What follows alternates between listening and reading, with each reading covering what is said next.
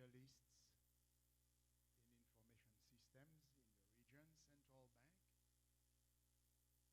I thought of putting my presentation in the framework of what's happening nowadays in the realm of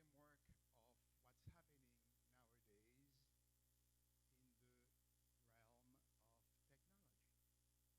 not only in the region, but globally. And indeed, the Caribbean region is being impacted by what's going on out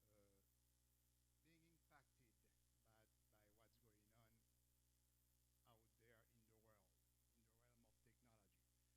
And I thought of doing that, and you see my title, Central Banking and the Brave New World of High Technology.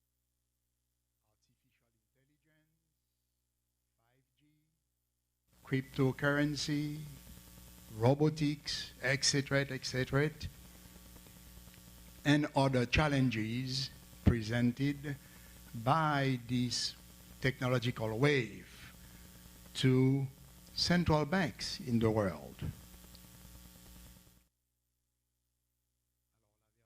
Alors, la version française du titre, c'est la Banque Centrale, en tant qu'institution mondiale, face au meilleur des mondes de la haute technologie, intelligence artificielle, 5G et autres défis.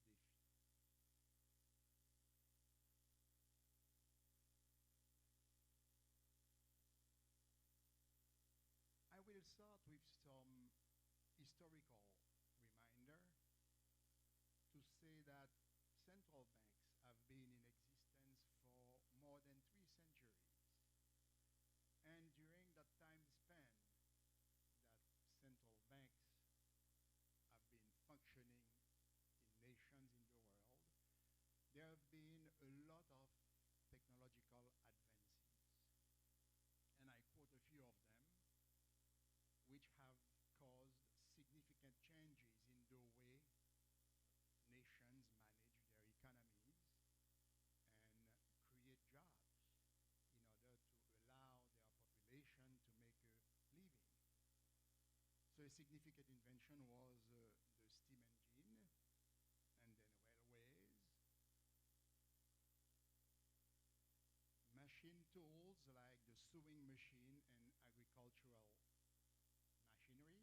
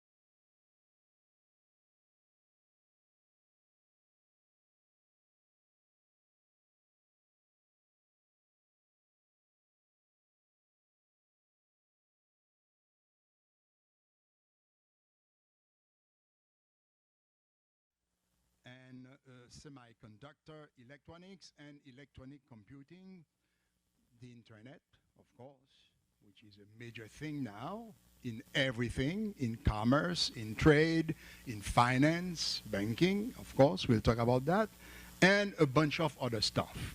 So now, all these technological advancements, as they occur, have found central banks at the helm and trying to stave off and control and take charge of all the implications that would come from any new inventions for a country's financial system.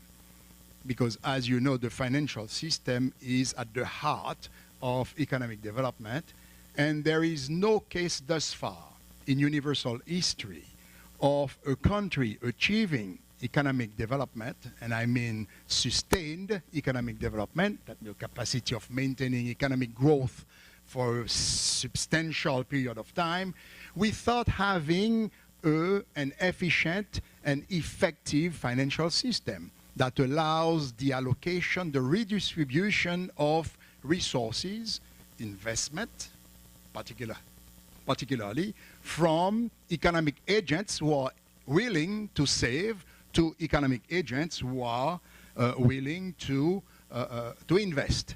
So all these technological advances have served as engines of economic development. Their disruptive power has repeatedly shown significant potential to affect economies throughout the world with pervasive effect on society and the environment.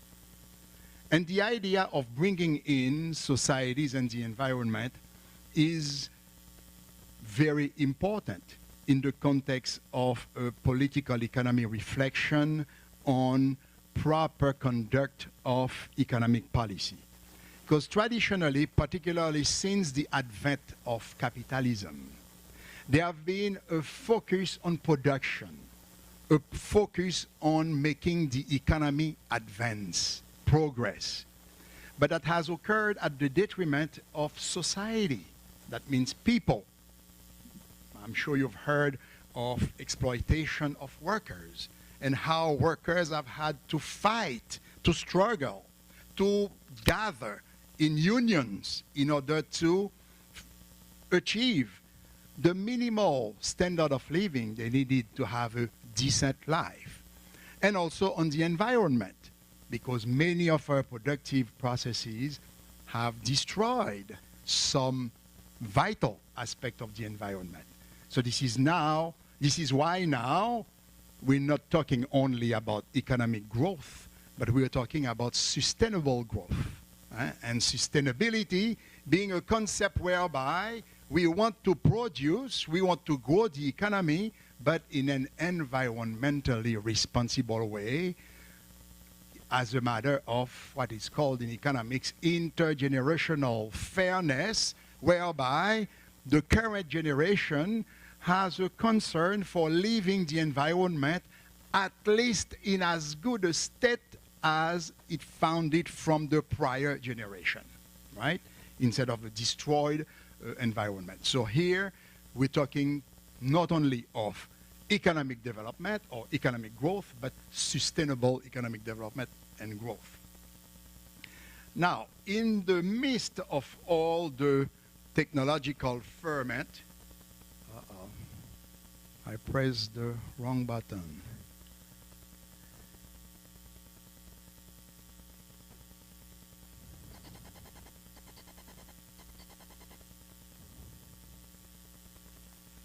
Something happened.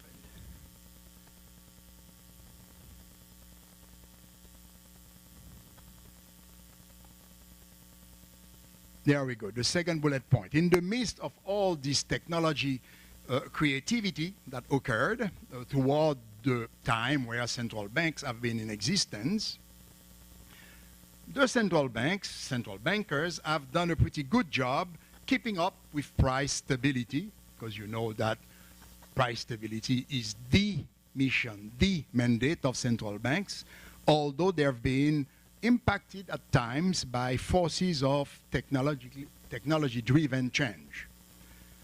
However, because I told you there have been, a lot of technological and scientific breakthroughs during the last 3 to 4 centuries, around the time of the advent of the emergence of capitalism as a new economic system that replaced the old feudal system, right? The old regime that was based on the ownership of land, the economic importance at the time of economic agents were on the amount of land, the size of land that you had. Whereas with capitalism, land is not really a significant means of production, because here it is, we have a country like South Korea. South Korea is just slightly bigger than Haiti, and so the economy of South Korea is the 10th or 11th economy of the world. A country that was poorer than Haiti in the mid-20th century. So this is to tell you, land doesn't really count in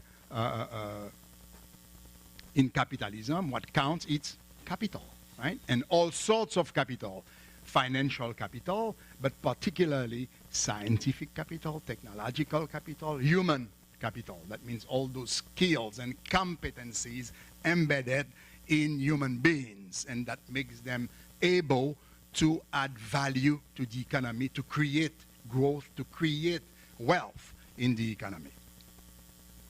So in those the last 3-4 centuries, since the advent of central banks, the 20th century, and this is the third bullet point here, however, the 20th century has shown an extraordinary innovative capacity with scientific and technological achievements that produced results that seem to surpass those of all prior centuries combined.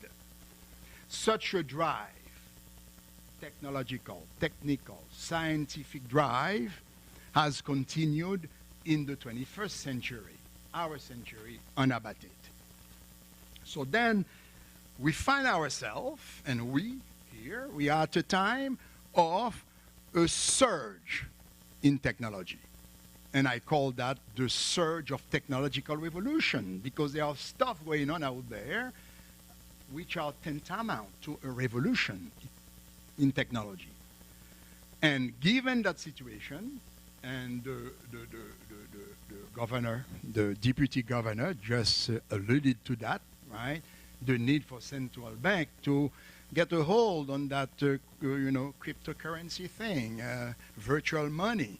See, all type of financial transactions occurring online and bypassing the central bank. And with the potential, to destabilize financial system, national financial system. And also with the potential to nurture, to provide, safe haven for illegal activities, right? For money laundering, for example. This is a significant challenge for central banks and for global financial leaders. I guess like the major economies, United States, European Union, etc., but also the international organizations, the IMF, the World Bank, etc. So, and that's the last PowerPoint here, given the current surge of technological revolution, central banks will need to amend and fine-tune their processes in the near future in order to retain their efficacy at achieving 3 fundamental goals, which are at the core of what central banks are supposed to do. It's to protect their operations from technological risks, because there are plenty technological risks out there, and to ensure smooth functioning of the payment system, and particularly to preserve price stability. Because price stability is the traditional mandate of central bank, in addition to supporting other authorities in the country to promote sustained, see, a while ago I was telling you about sustainable economic growth and development, and I said the idea of sustainability had to do with environmentally responsible, productive processes, right? But the idea of sustained economic growth is the capacity to maintain the pace of economic growth. And since we are in Haiti, we could take the example of our country of as one place where for the past few decades we've been unable to maintain growth, right? We would have a year at 4.8, I recall, in 1995, for example. We had 4.8% economic growth. 1996, 2.8%. 1997, 1.1%. 1998, recession. And it's been like that. See, economic development occurs when you are able to sustain economic growth. So you want your growth to be sustained and sustainable, right? So I have to watch for the time and remember that I don't have an hour.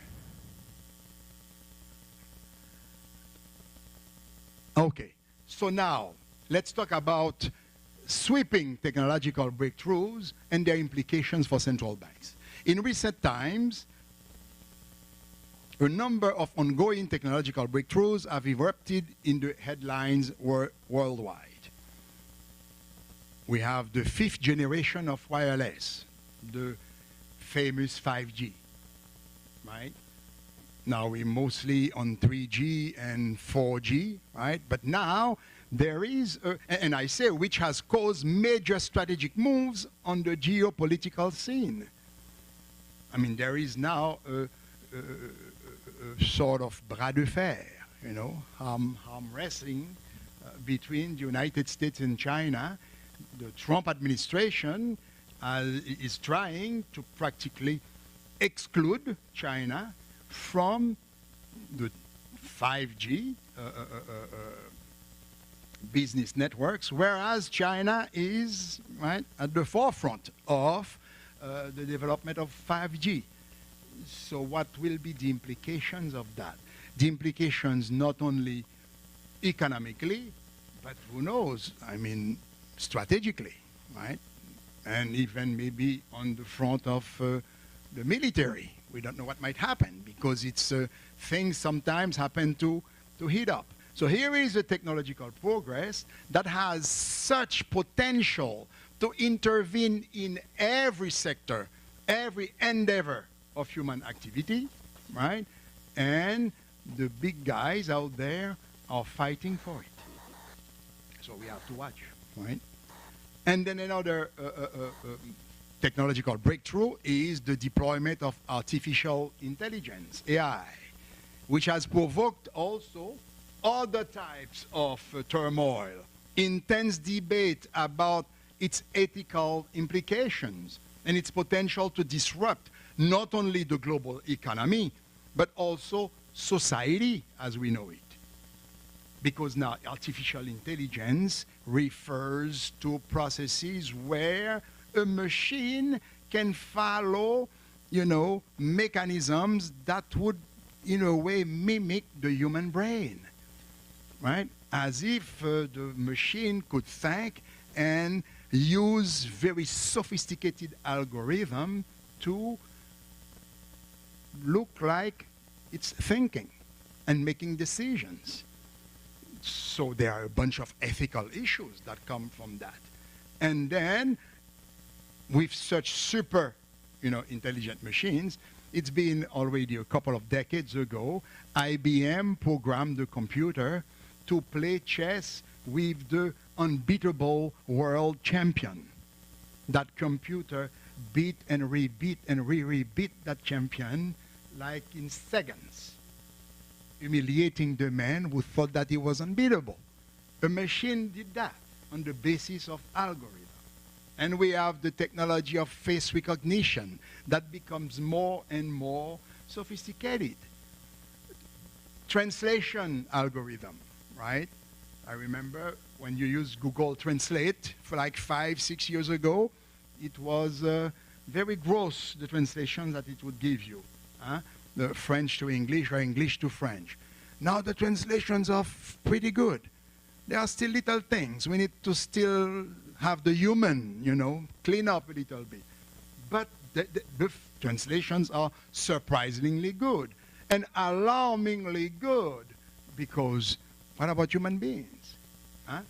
Is the machine going to cause massive loss of jobs, right? Of employment.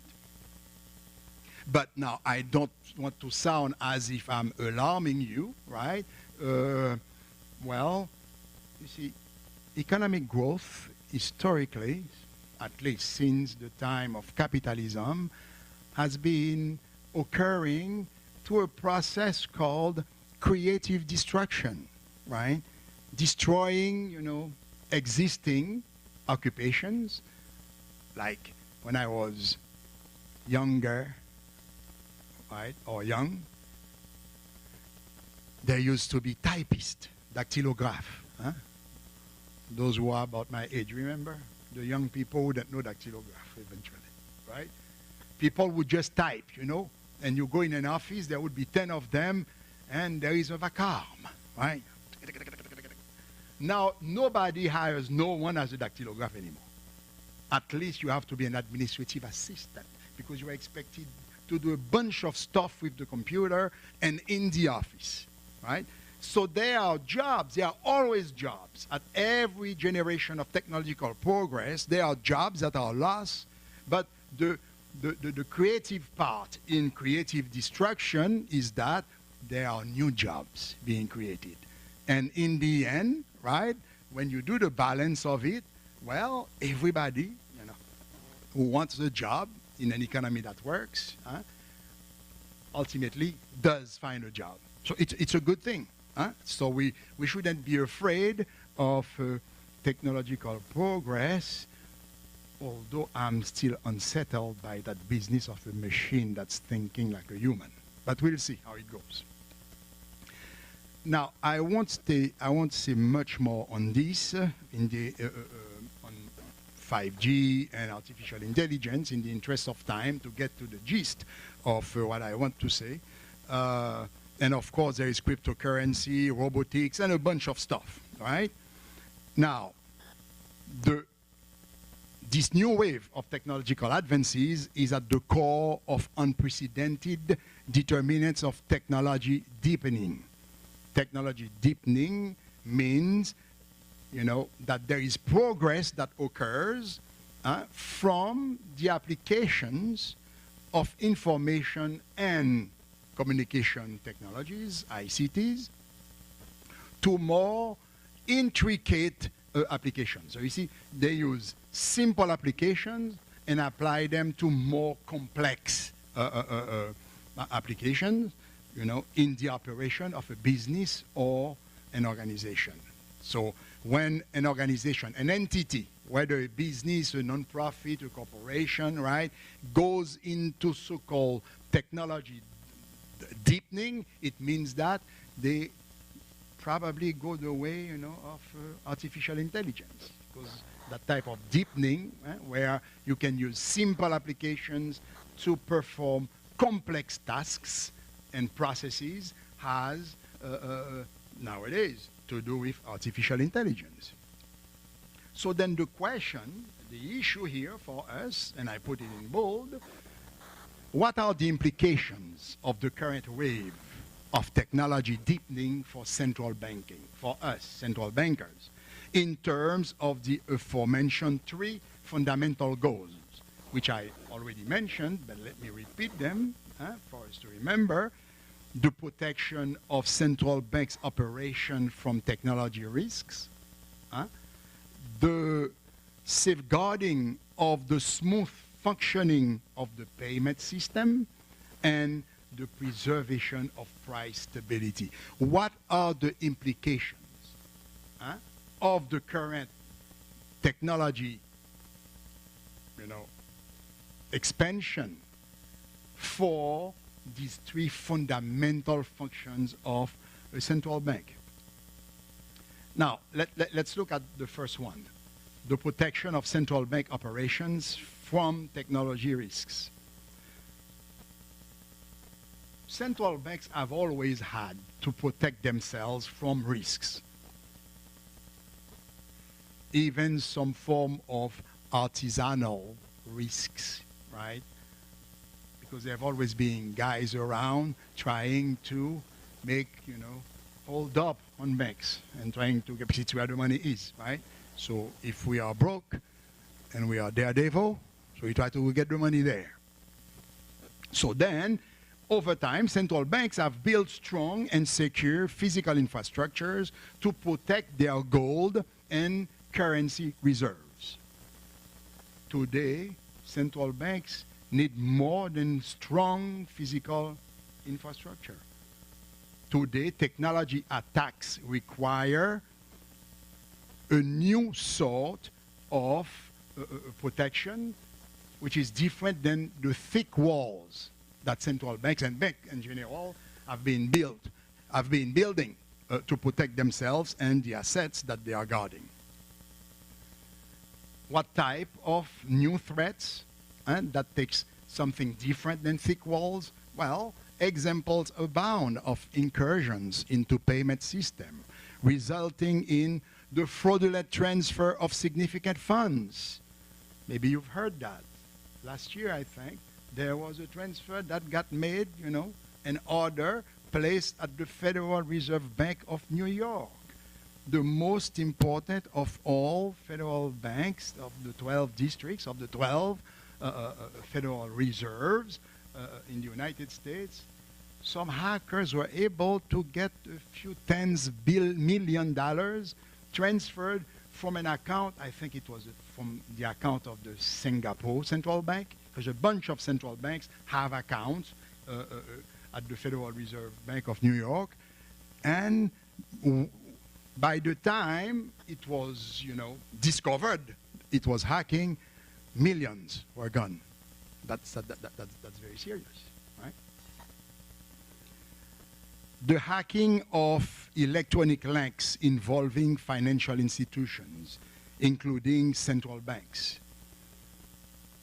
which is a rare thing, thank goodness, I say, or the hacking of financial systems of a variety of entities, banks, hospitals, offices. I'm sure you've heard all the time, someone hacking the system, the record system of a hospital, and asking, $20,000 to free the system and allow you to use the data.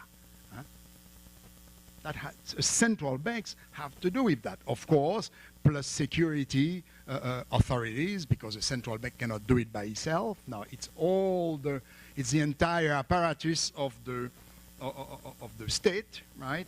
That has to come to help with that.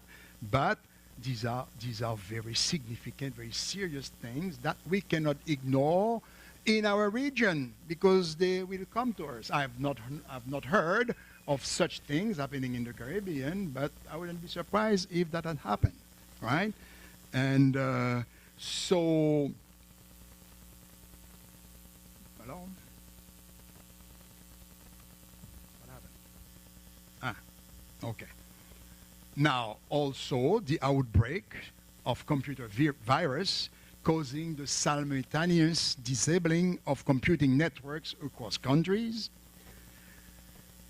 Now, I say, indeed, a central bank just cannot afford the extraordinary operational risk inherent in the eventual contamination of its networks by such an outbreak. Here, the key concepts, and these are maybe the first recommendations that I'm providing in this presentation. The key concepts for us central bankers is unrelenting vigilance through the most solid computer networks. If now there are central banks in our regions that have not really awakened up to the dangers that we are facing in our operations and in the system that we are overseeing in our countries, well, it's time to exercise unrelenting vigilance by putting together the most solid computer networks. Another advice is to perform incessant tests to evaluate potential risks as a matter of anticipating what might happen, right? And then another advice, to put together, to secure the most sophisticated security systems possible in order to anticipate those risks and defeat the most advanced aggressors. Because apparently there are people out there, what they do during their days, right, is to find ways to hack computers, particularly computers of places where they will find money. Okay? So this is for the protection of central banks' operations from technology risk. Now, the second fundamental area of central bank missions that I mentioned is the safeguarding of the smooth functioning of payment system. Traditionally, central banks have carried out this mission of protecting the payment system of their nations by safeguarding the role and the integrity of money, that means of cash, as a store of value and a medium of exchange. And they've done that through efforts to remain at the forefront of the printing technology in order to keep counterfeiters at bay. You see, there have always been people trying to create fake money, right? And central banks have had over time, you know, during the past couple of centuries, a reputation actually to be first innovators of new printing techniques as a matter of creating bills with features that were unprecedented, that didn't exist before, to prevent counterfeiting. Because, you see, counterfeit people, they are always trying to replicate, right? To be one step ahead, and central banks over time are known for fighting against that. Now, it's a different type of risk that we're dealing with. Today, central banks need to transport their historic record as innovation drivers from the printing area to the technology security domain. That's the new mandate, right? Become innovators, become, you know, pioneers in new ways of protecting, you know, our systems from hacking and all the types of dangers that can come to us, right? And still in that second function, the safeguarding of the smooth functioning of the payment system, it is of utmost, of supreme importance to maintain the integrity of cash. See, we won't have time really to talk about cash because we know, well, you see, there is a young person in the room who frowned at me when I'm talking about the integrity of cash, right? But cash is still the primary and often the sole central bank liability open to the general public. You see, cash is the bond between the central bank and the general public, and particularly in our country of Haiti, and I'm sure in many of our, you know, neighbors in the Caribbean, right? Because cash, you see, that type of money which is not based on the value of the medium, right? It's not, we don't have gold coins where there is value in the money itself. A $100 bill physically, intrinsically is worth nothing, right? As a piece of paper, right? But we agree to give to someone $100 worth of goods and services because there is that trust in the economy, in the society, that really when I get that piece of paper and I go somewhere else, someone else will take it from me and give me goods and services worth $100. And where does that trust come from? From the central bank. Now, we're talking the trust in terms of accepting money. I'm not talking about now the value of money. Here in Haiti, we're having a problem, you know, of depreciating currency. Now, in addition to a credible central bank, money also needs a well-functioning economic system to support the value of the money itself. But we won't go there. We don't have time for that. So cash remains very relevant today, despite the availability of a host of private sector payment devices. You see, cash is public sector. See, the central bank, what's particular with central bank is that this is the only institution in the world and in every country that has the monopoly, that is endowed with the supreme authority to print money and spend it.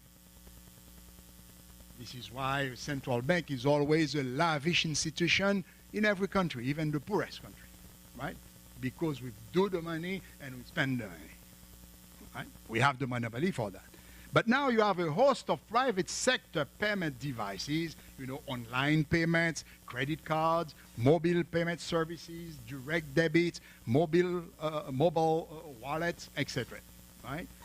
And that are competing with cash and making the role of the central bank, you know, particularly the price stability that we're going to end with, all the more difficult because there is so much, you know, such a variety of ways in which economic transactions are occurring. So how, and adding to technological progress, we'll talk about that in a little while, how do we control the transactions in the economy to maintain price stability? Even in a well-functioning economy nowadays, it's very difficult. Otherwise, I mean, if now the bond, you see, that link between central bank and the general public, if that link should come, right, to be broken, that link between central bank and the public, well, so would the trust that is necessary between the central bank and the general public.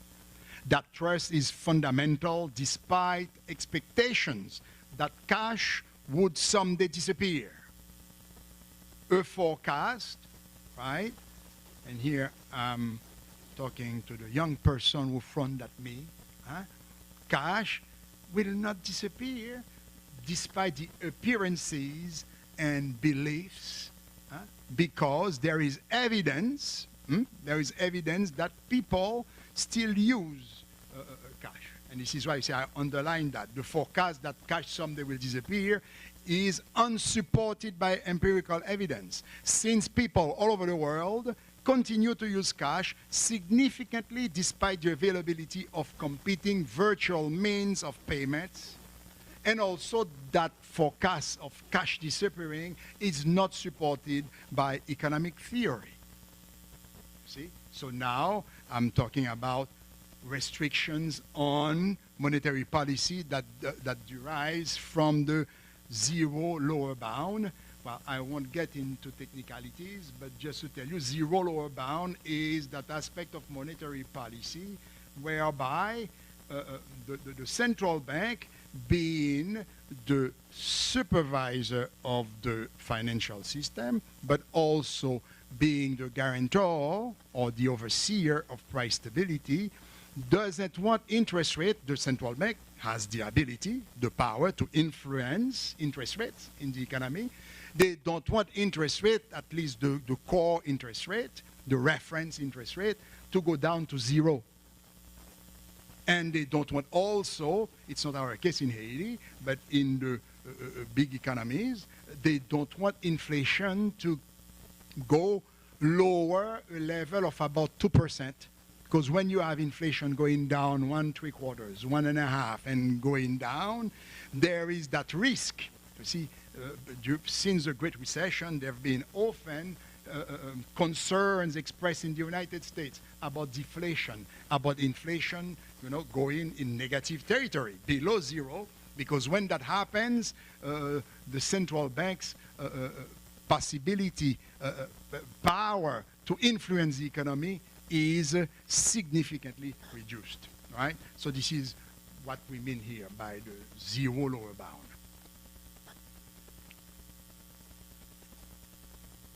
And now, the last point here is the preservation of price stability, the third the third point. See? If I was in the classroom, I would ask what are the 2 points, the 2 first points again? But this is the third one, the preservation of price stability. Now, central bankers monitor closely the pace of technological progress because of its impact on the level of equilibrium real interest rate. And please bear with me a little bit. See, it's a little bit of economic theory, but I could not engage this topic without even briefly bringing that up.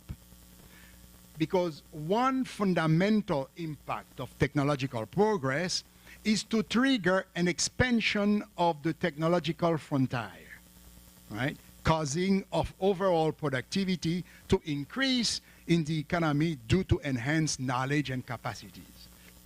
What does that mean? Probably all of you, at least most of you, from college, from university, you've done some economics, and one of the very basic notions, one of the very basic, well, the most basic model in economics is the production possibilities frontier. Remember that?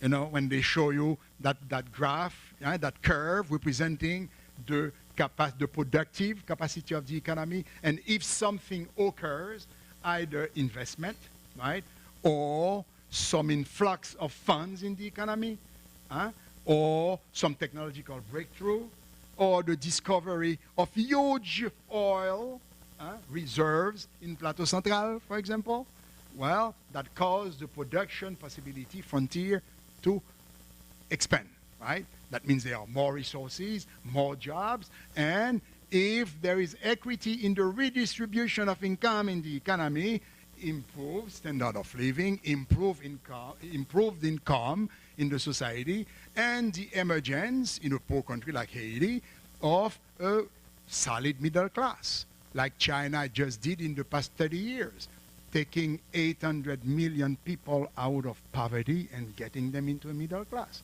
That's an extraordinary feat of economic development, in the history of economic development, right? So the same way now, technology, there is what we call a technology frontier, and if there is a technological breakthrough, because what is technological breakthrough? When is there technological progress?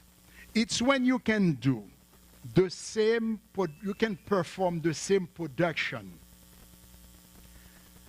by utilizing the same amount of input, and you get more input than before. Am I clear?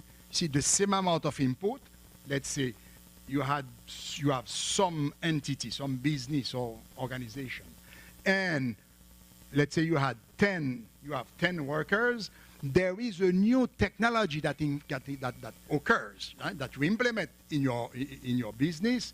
Well, those 10 workers, you keep having the same 10 workers, but they produce more output than before because of better technology. Make sense? So it's either you have the same amount of input and you produce more output, you give more results, or you are able to produce the same results as before, but with lower inputs. So in that, it's a case where you have the same production, but instead of 10 workers, you have 8 workers, 7 workers. And that has been what this has been what has been sustaining the economies since practically the Clinton boom years of the 1990s, right? Where at a certain point it was believed that recession is dead because we were having a long stretch of expansion of the economy without recession, and creating problems, I'll say that in a subsequent slide, for the Phillips curves. If you've had economics, maybe you've heard about the Phillips curves, which establishes a relationship between the unemployment rate and interest rate, right? And that is directly linked to the health, to the productive capacity of the economy. So when you have technology expanding, right? Am I supposed to? Thank you for saying that. Thank you. How much do I have? 3 minutes? Okay. So let's use those 180 seconds very wisely, right? So then when the technology frontier expands, right, and then there is more productivity, well, you see, because people have more knowledge due to technology, they have more capabilities due to new tools, new software, right? It's computer, like comparing the typist to our modern secretary or administrative assistant. So that has, let me continue because I have 3 minutes. Yeah, you see, so as a result, the rate of return on investment is affected, and so are equilibrium and interest rates. Hence, the interest rates that central banks set are also affected. You know, the central bank has the power to set, to influence interest rate in the economy. When you have this stuff going all over the place, technologies, boom, that affects the interest rate, right? This is one primary reason why central banks closely monitor and study various fields of economic activity. This is why there is a research department in the economy. And in Washington, at the Federal Reserve, they have more than 500 economics studying every aspect and sub-aspect of microeconomy and macroeconomy of the economy, so that any trend, anything that happens that might expand or contract the technology frontier, they know, and then for the policymakers to anticipate. Right? Okay. So such a practice of studying, all fields of economic activity, this is to adapt monetary policy to changes in the real economy, and doing that goes to the core of price stability, of the mission of price stability of central banks. Okay? Okay, so yeah, these are more examples. Maybe let me move forward. Okay. Okay, the second one here, it is worth mentioning in the 2.5 minutes I have left, right?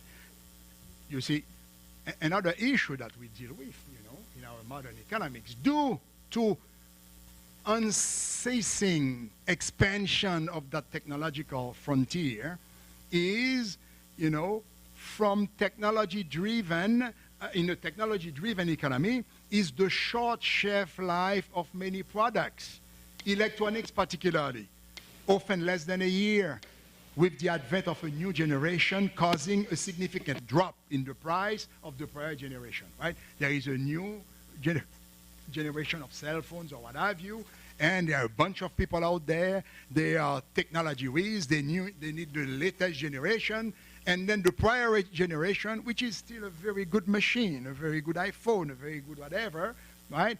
The price plummet. You would find carriers offering them for free if you join, right? So what does that do to price? Because here we are, central bankers, working with EHSE, our statistic institute in Haiti, to set up the consumer price index to come up with inflation, and then the prices that we compute in our index change all the time. That doesn't happen so readily in Haiti because we don't have this type of highly technologically driven economy. But your average economy out there, this is what they are dealing with, right? Particularly OECD countries and middle-income economies. Okay, so, there is a little technicality here. Let's go by, because I'm sure I'm down to 2 minutes now. So the conclusion is, so what now? What for central banks? What do we do in that context, right? Well, central banks need to adapt to what's coming, adapt to changes that occurs in the economy, right? But for you to adapt, you need to know what you are adapting to, right? So this is why we have to maintain the research. See, here at the Central Bank of Haiti, there is a very talented team of researchers, right? And other directions, not only in the MIE. See, There is a good young people that were, brought on board to do that type of research. Right? Adapt. But to adapt, you have to know what's going on so that you can adjust to that, right? Adopt. That means adopt necessary measures to protect, to innovate, to advance, right? And then finally, anticipate, foresee what might happen. But as we are adapting, adopting, and foreseeing, let's not forget that we cannot put the focus only on the economy, and that the economy is only one of the three dimensions of the human conditions. The two other dimensions being society and the environment. Because the economy is known, the market, supply and demand, is known to be very good at producing efficiency, and efficiency is good, it's desirable. But the market is not good, is not known at producing equity and social peace, for the sake of social peace. For the sustainability of life in society, there must be some balance between efficiency and equity. And finally, if we are to keep life on Earth, we have to keep destroying this environment, right? So that's what I would like to leave you with, that we have to balance those three dimensions of the human conditions: economy, society, and the environment. Thank you very much.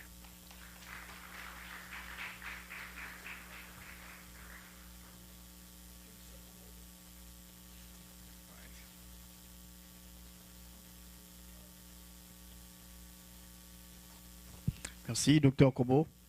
Maintenant, nous avons le plaisir d'introduire le représentant de la Banque centrale du Belize, M. Anton Alexander Noble.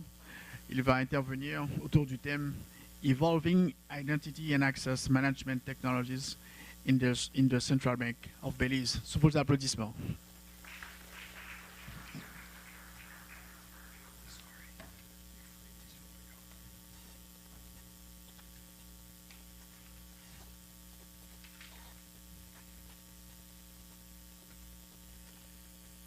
Good morning. My name is Anton Noble from the Central Bank of Belize, and I will be presenting on the evolving identity management technologies in the Central Bank of Belize.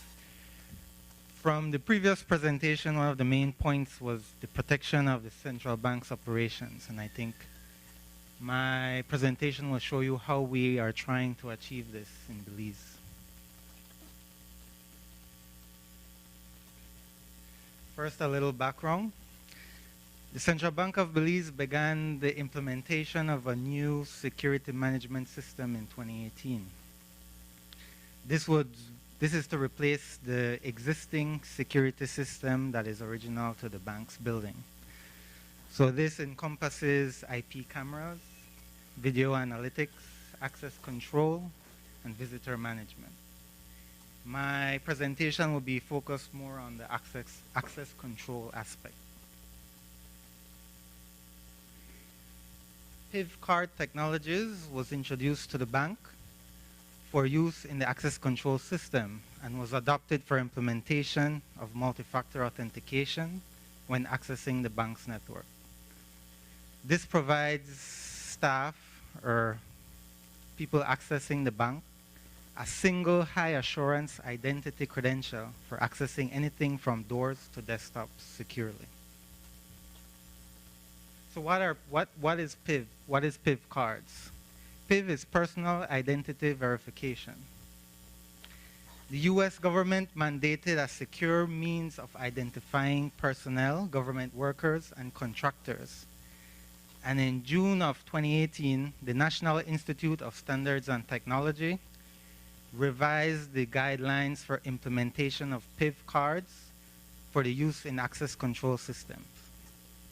This makes the Central Bank of Belize one of the first to implement this new PIV card technology after this revision. So we're using it for both physical and logical access, and we hope to, in the future, implement it when signing documents, emails, authentication for VPN VPN access, and time and attendance. So what makes PIV cards so special? Basically, it's the data elements that are held within the card, right? So I'll just go through this quickly. First, there's what they call the CHUID here. That holds basic information of the employee or the cardholder, such as the name, the unique identification number of the card, the unique identification number of the card holder, expiration dates, etc. There's also the visual aspect of the card, what is printed on the card, the image, the picture of the card holder, the name of the person. Basically things that someone can look at and say that, okay, this card belongs to you. Then there is what they call the cake, which is used for contactless access, basically holding the access badge to a card reader to access a door.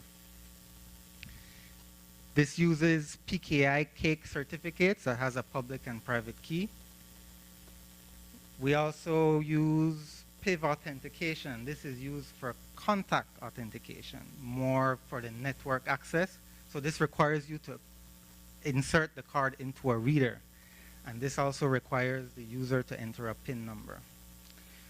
There are also elements for biometrics, iris images, and fingerprint templates.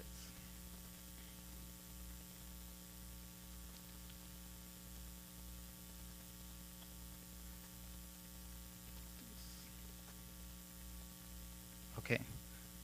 So this is the application we use to basically determine what these data elements will be. This is what writes to the actual card. It's called Entry Point, and it's from a company, Technology Industries, out of Washington. This application talks directly to our Active Directory, our certificate authority, and the physical access control system that allows staff to access doors. Right? This is a general diagram of this security management network that was implemented. It's on a physical separate segment from our business network, and it's separated by a firewall. Aside from security reasons for doing this, the other main reason is because Belize is susceptible to hurricanes. And one of the policies in the central bank is that we would shut down our main operations and move to our DR site in the event of a large hurricane. If this would ever happen, security personnel in the bank would still need to have visuals of what's going on, right? So we are able to leave the security network running while we shut down our business network.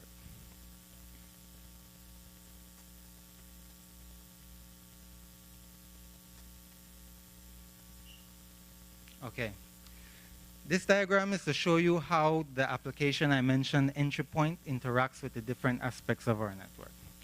So myself as an enroller, I enroll the badges. I would have the Entry Point application on my machine, and my machine would speak to Entry Point, the Entry Point server. This Entry Point server has access to our CA and our Active Directory. So when I'm issuing a badge, I would look up a card holder from the Active Directory.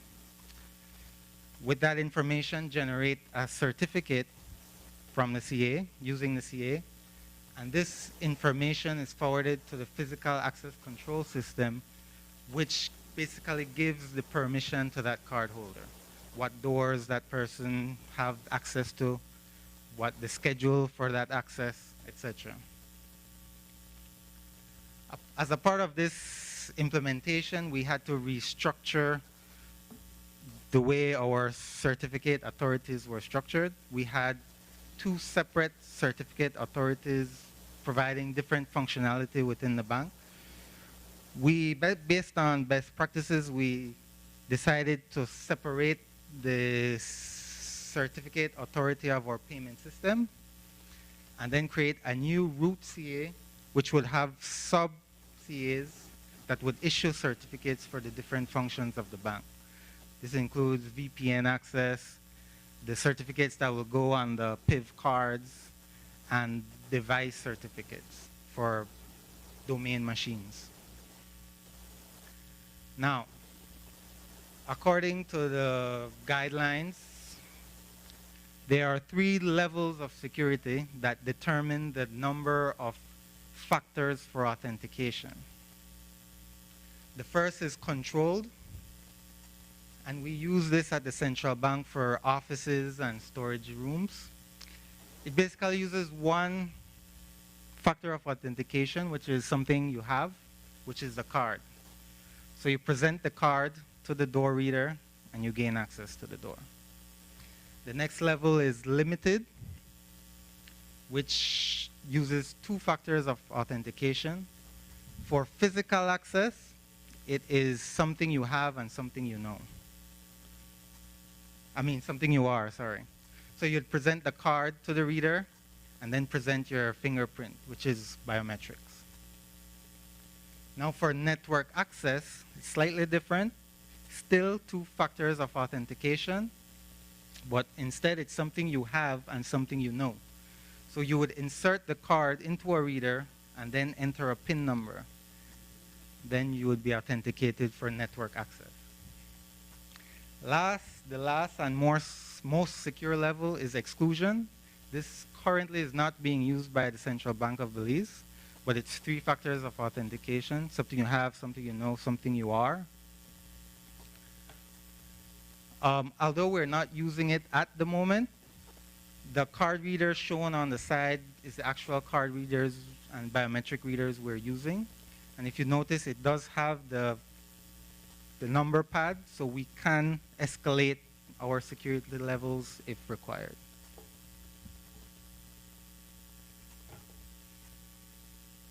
Okay. So I'll just run through the process quickly of how a card holder gains access to a controlled area. First, the card holder would present the smart card or the PIV card to the card reader. The card reader sends a cake, what they call a cake certificate, which contains the private and public, actually just the public key, to the PAX infrastructure, the physical access control infrastructure. This initiates the challenge response process. Now I'll just run through this process.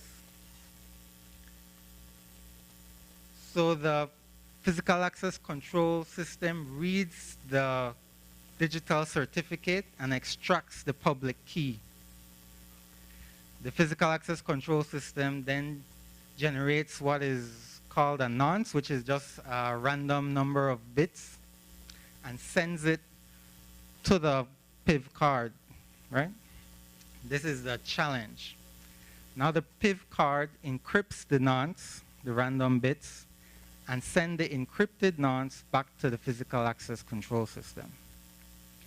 The physical access control system then decrypts the encrypted nonce using the public key, which it received back in step 2. And, right, okay. So then if the decrypted nonce matches the original nonce sent to the PIV card, the PAX is assured that the PIV card owns the correct private key, and authentication is successful. Once this process is complete, there are a few other validations that are done by the physical access control system, such as ensuring that the card isn't expired, that the card holder has access to that door, that the card holder is within the proper schedule of accessing that door. Once these validations are complete, the card holder gains access to that controlled area. I must note that the card readers have an accelerometer inside, so they're tamper-proof. So the security guards in the control room would get an alert if someone were to tamper with these readers. Also, card readers act only as a pass-through, meaning there's no data held on the reader. If they ever compromise, a hacker wouldn't be able to do anything with the reader. This limits the attack vector to the physical access control system in here.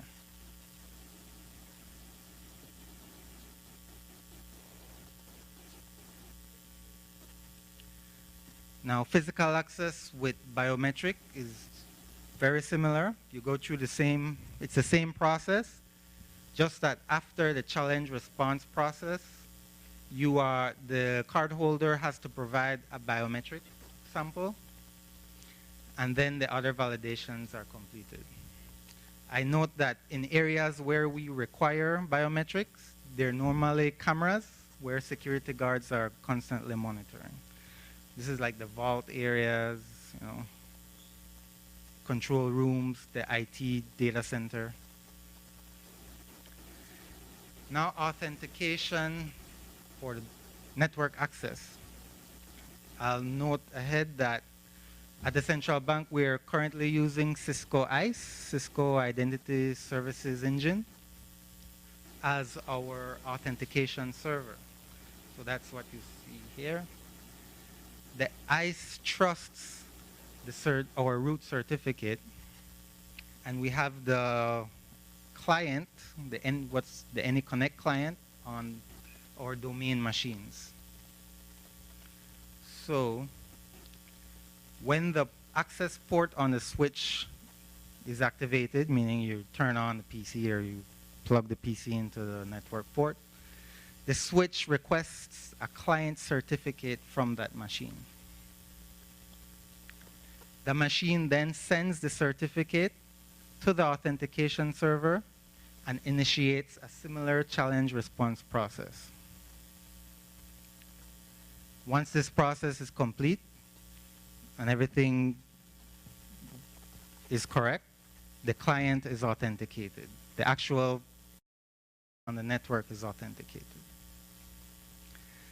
Next, the user would insert the smart card into a reader and insert his PIN number. The certificate is then sent.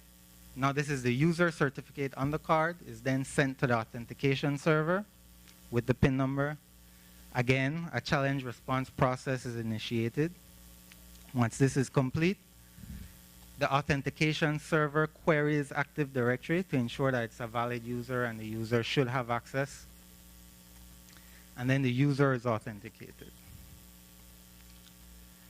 Lastly, we use posturing, which is a feature of the Cisco ISE. So there are certain requirements needed for a domain computer to gain access to our network. An example would be it must have an antivirus installed, and the definitions for that antivirus must be recent or updated. So the Cisco ISE would send the posture policy requirements to the client, to the actual agent installed on the client. That agent would evaluate the client, and if the client meets requirements, would send back a message to the authentication server stating that this client is compliant. Then network access is allowed for the user. Using PIV cards, well, after the implementation of PIV cards, we now have the ability to enforce new policies, which we weren't able to before. We require two-factor authentication, obviously, using the smart card with a PIN number. If a user would remove the smart card from the reader, the PC would automatically lock, right? The user would have to authenticate again to gain access. We gain multi-factor authentication, which is one of the biggest benefits of using this. And multi-factor authentication will be used for all critical servers. We use separate cards for our domain administrators. So myself as an administrator would have my Anton card and my domain admin card.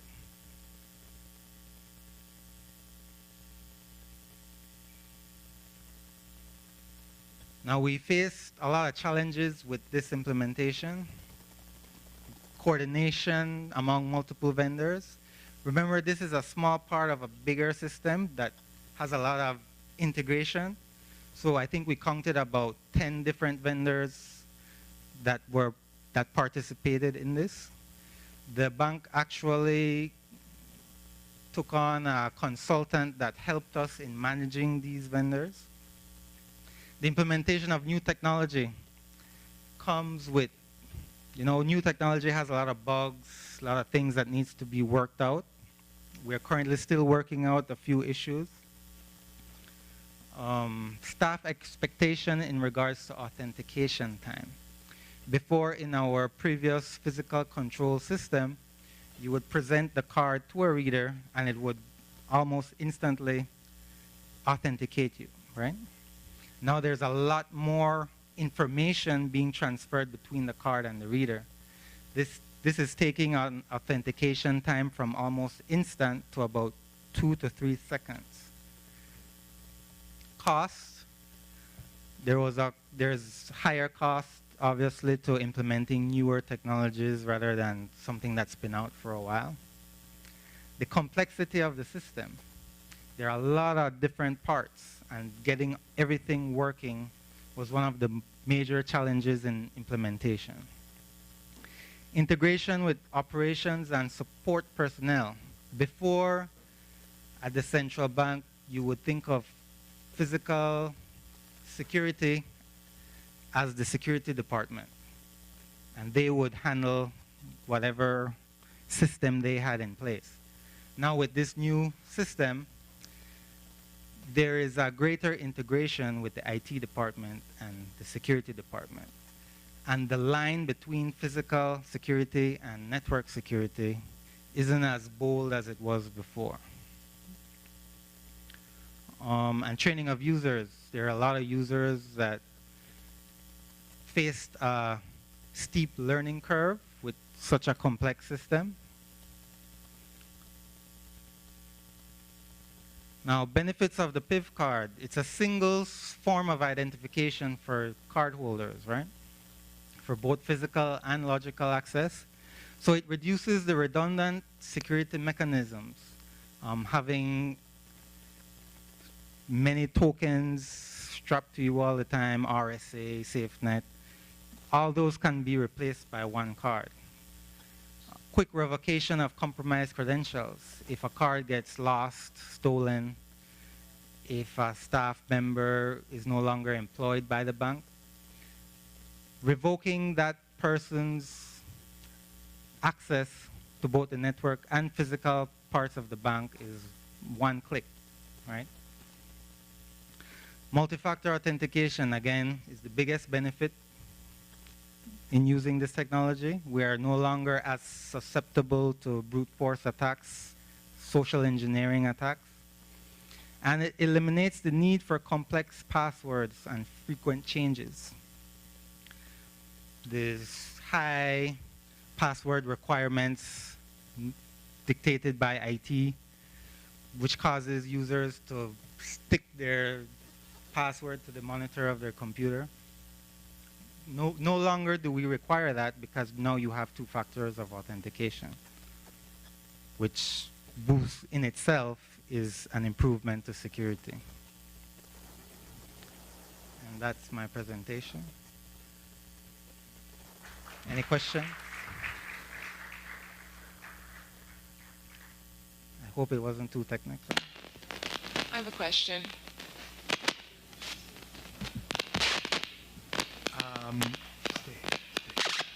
Let me tell you that I'm here now with my hat as the program moderator. That they asked me to do that too. And since we have a few minutes,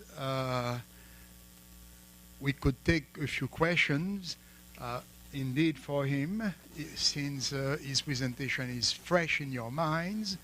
But if you have something for me too, I will gladly respond. Someone said they had a question. I do. Please.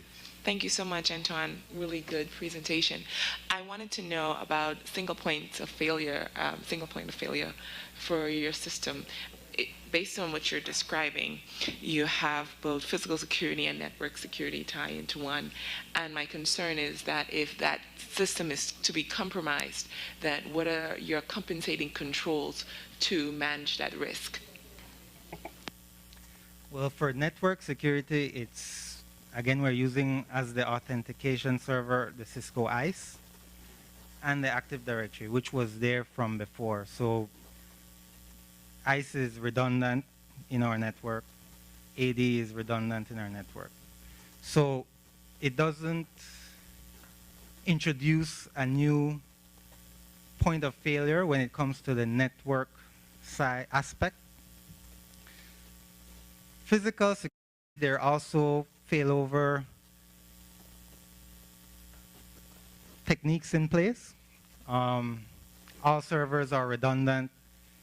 If a card reader or if the system fails, there are measures in place that would still allow access to card holders. So in terms of system failure, I think we have a failover process, which we tested recently, actually. I don't know if that answers the question.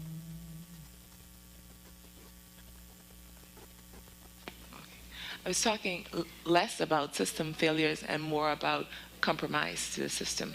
Because if there's failover, if you have a failure in the system, Okay. we understand that you can have redundancies in place. But if there's a compromise, then whether or not you have the redundancy is secondary to whether or not how do you manage the controls to prevent a lateral movement is more what I'm asking. Okay. So in order to compromise a PIV card, you would have to compromise each card. I think I can add to your question. I think the way we approach it is the physical access has its own set of authentications compared to our logical access. It has its different set of authentication. I think if I understood your question right, your question was more making that we have, the card has the same authentication for both physical and logical. Is that what you explained in your question? So that's one point, but I'm less talking about the card itself. Right. And when he showed the topology of the system, I was wondering if that was to be compromised, that the actual applications that's being used in the ecosystems of applications for this access control, then what are some of the compensating controls that you would have implemented to prevent any type of lateral movement so that you won't have both physical access and network access compromised in the same incident? Yeah. I think, sorry, I think in the diagram they have a firewall from blocking the actual net. Yes, I was going to get to that. The actual network that this system is on is separate from our central bank business network. Also within that network, every different operation is separated by VLANs. I wanted to go back to show, but it's not allowing me to. So we would have video servers in one VLAN, or AD in another VLAN, and so on. Cameras, devices that are outside the bank, being that the security system requires to have elements outside the physical building. That is separated by an internal firewall within that network. So that's 2 firewalls before we can get into the central bank business network. When it comes to stopping lateral movement, that would fall back on our other security practices. We are implementing an EDR right now, which looks for that specifically. Just other normal network security practices, I think, would, let me see. just to show you. Okay. Each different operation within this network is a different VLAN. So if you are a security officer on a workstation, you are in your own workstation VLAN. Servers are in a different one, sensors are in a different, all these, and then the devices that are exterior to the building are separated by an internal firewall within this network.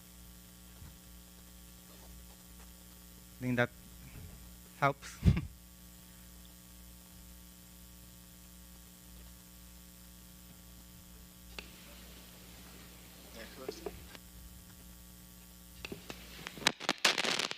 I think the other part of your question was about any compensating controls, right? If a breach, if it would ever be compromised, I think that would fall in terms of our regular compensating controls that we have for our regular parts of the IT security.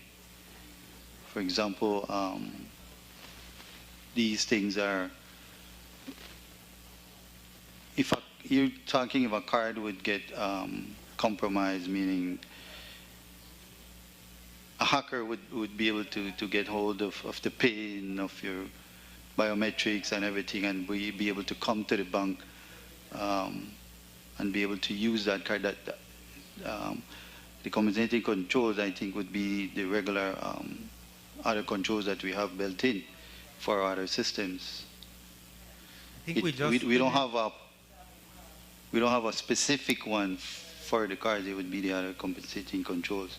We just finished, and correct me, Marcos, if I'm wrong, incident response policy, or guide. I was going to so we go would to refer those, to that to take control. Yeah, I was going to mention now our cybersecurity controls would be the ones that we would use, but it wouldn't be specific to this. This would be just another area that would, in our technology, in our central bank, and it would follow the regular, like Anton mentioned, the incident response, plans for compromise. We don't have one specific for this. I have a question. Yeah. My question is, I would like to know if your system allow working time management. Yes. Well, when it comes to working time, access to the network, Active Directory controls that, right? The physical access control system has a schedule, and that dictates the access schedule for a door. So you may have access to a particular office from say 8 in the morning to 5 in the afternoon. All that can be controlled in the physical access control system. Thank you. Did you mean like employee time and attendance? Yeah. Is that what you meant? Yeah. We haven't integrated to that simply because that was not on this phase. On the other phase, we plan to integrate it to our time and attendance system. The technology used currently for time and attendance is different, so we'd have to, yeah. Hi, my name is Edison from the Central Bank of Haiti. Actually, I have two questions for you. The first one, you mentioned that you have two types of card, one for the regular employees and the other one for the admins, right? What are the differences and why you have some sort of structure? And last, how many of you does have this admin access, and how do you control each other? Basically, someone with the admin access can literally break the system. How do you maintain that? That's the first question. And the second one, which is more technical, between the Cisco ICE and the supplicant, you use the IPFRAP protocol. The IPFA. IPFA, yeah. Why this choice? Okay, the first question, it's a policy in the bank that in order to access servers, we would have to use a domain admin. So me as Anton, I don't use my Anton account to access servers on the network. I have a separate domain account, which is an administrator account, that I use to access servers right? So basically, I issued a card for both users, my Anton user and my domain user.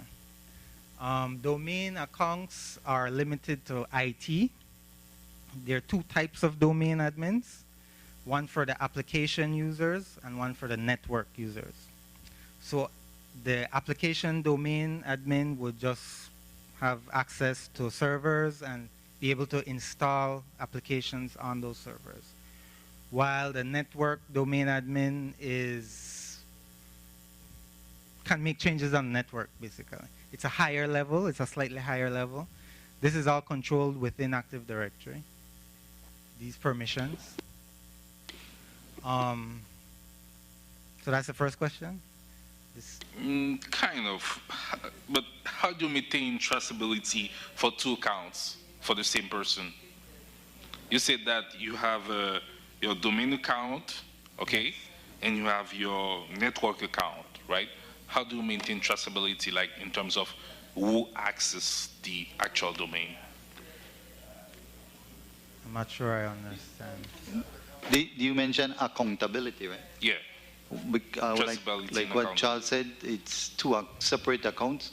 So whatever he would do as Anton, logs, everything is being recorded as Anton.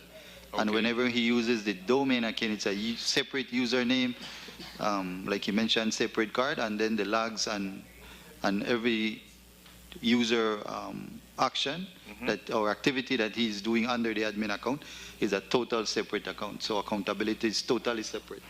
Okay. Okay. Does that answer your question? Yeah, that's If I want to access a network switch, if I try to access it with Anton, it'll fail because Anton doesn't have the proper privileges to do that. I'd have to use my domain account. All the changes made to that switch while I'm using my domain account is logged. And for major changes, the network team actually gets emails of those changes being made. So if we see something irregular, it would jump out to us. I think the key is two separate accounts. He has two separate accounts. He has Anton, and the other one, according to our policy, it's a total different username. Can you repeat the second question? I don't remember. Yeah, the second question was mostly about the Cisco ICE deployment. I asked you, why did you choose the EAP-FAST between the supplicant and the EAP server? EAP-FAST is the protocol used by Cisco for authentication. So I believe it uses TLS for the encryption, but it's over an EAP-FAST tunnel. I think it's proprietary to Cisco. I'm not 100% on that. But that's just the way the supplicant and the authentication server talks within a Cisco environment. Thank you.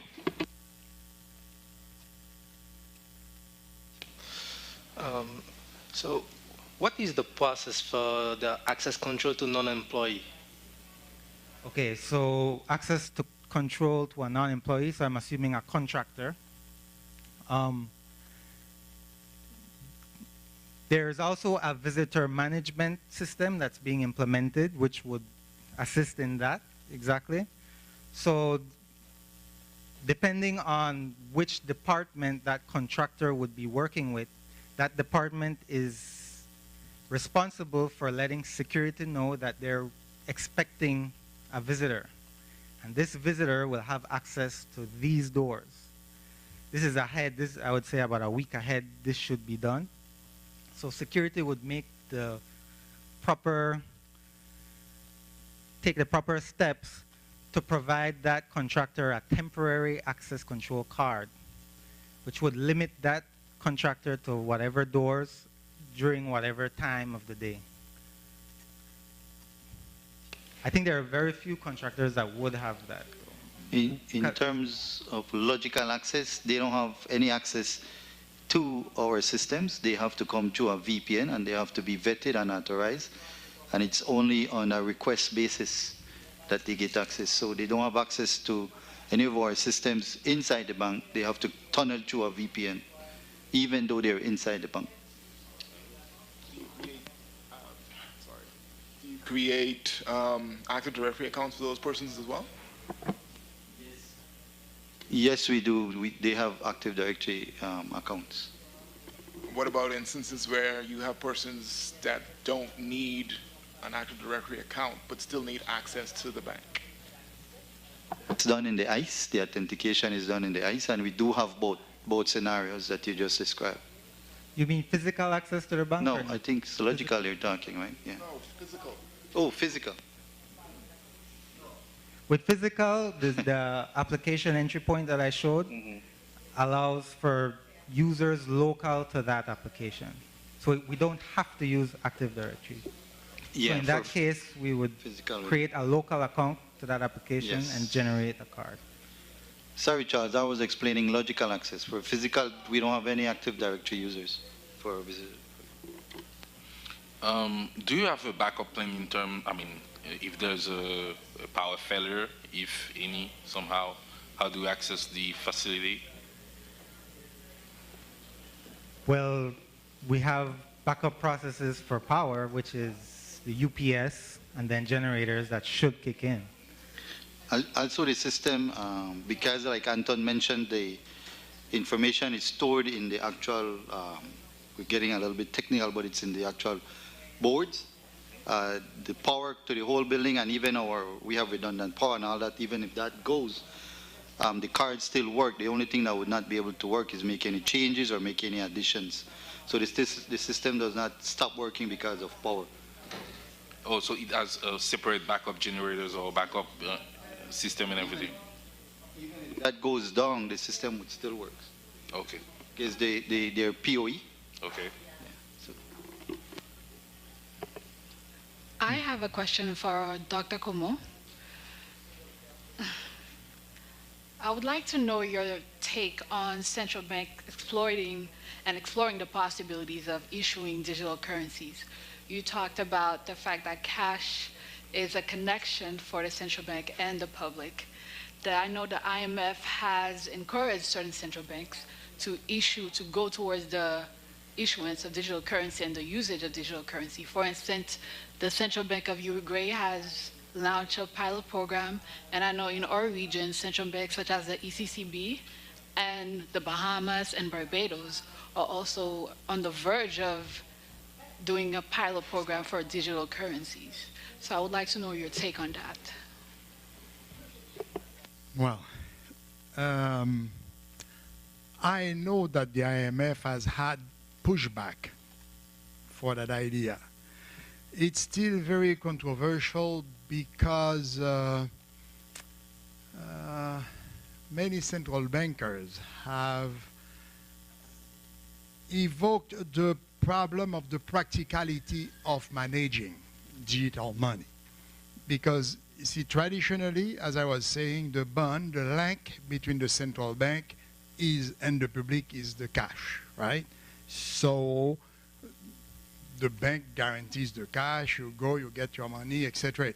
Now, with digital money, how is the bank going to establish the link, that new link with the people? Is everyone who wants to have digital money going to have an electronic account at the central bank? So then the central bank will have to have the capacity of managing when the system is full-blown and fully developed, hundreds of thousands, maybe millions of accounts. You see, and given the dangers that we talked about regarding thus far, right? The use of electronics in the payment systems. So you have a lot of central bankers who are very reluctant in going this way, unless there would be some technology that comes about to really provide solid security mechanisms to protect the system of the central bank. So I'm not against it, right? Because it's certainly more efficient. but the security risks, as of now, seem to be enhanced compared to having the cash. Ceteris paribus. Would you say that blockchain technology offers that ability to have the numerous amounts of accounts managed across different nodes to facilitate the implementation of a digital currency initiative? Yeah, I don't know that the blockchain technology is really well mastered, and in terms of the authorities in charge of ensuring the stability and the validity, the viability of a financial systems. There have been horror stories about, bitcoins and a few other less known such electronic monies, and whereby there is no tangible foundation that secures the value of that money. So from one day to the next, it goes up, it goes down, and there is no lender of last resort. There is no protection. It's highly risky. Yeah. So I wasn't really referring to cryptocurrency. I was really referring to blockchain technology. But I do get your point. Yeah. No. I agree with you. See, I extended to that. Since she started with my take, I'm a very modern man, right? So I'm really open to technology. But given what's at stake, see, I think, and as I said, you see, you really invasively, you make sure that you are protected. Your systems are really firewalled to protect yourself to the extent possible. And I'm not sure, indeed, I'm not involved day to day, in the technology of stuff, like you guys, right? So I don't know of new technologies that may be emerging that you know about. See, but given the current stage of general knowledge out there, one cannot really be opposed to that, but really there must be safeguards, not only technologically, but also institutionally, like, having some form of credible government that ensures some, security to the system. That's what I have. Okay. Anything else? I do have a question with reference to your take on environmental sustainability. Yeah. When I think about all of the different revolutions that have occurred over the past decades, the Industrial Revolution. Oh, sorry. Okay. Oh. Can you hear me now? Yeah. Good. What I've discovered or what I've seen is the impact of these initiatives, like, for instance, the Industrial Revolution and its impact on climate change. Mm-hmm.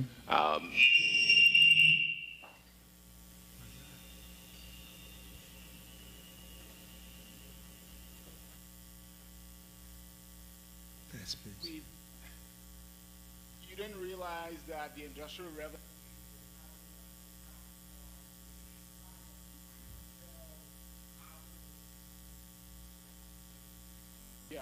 until after it was actually to the point where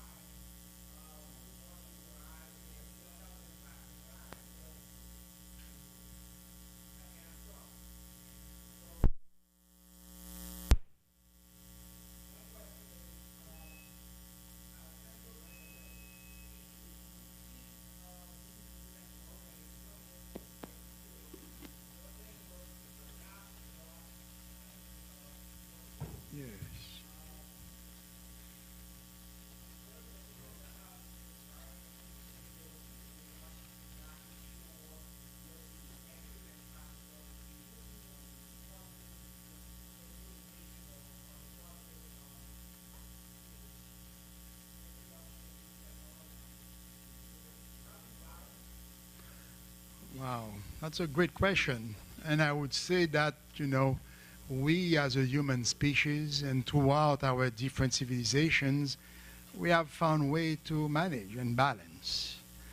And this is why one of the, you know, basic principles of economics, and that economists tend to agree on, is that there is a role for the public policymaker in ensuring good working of the economy.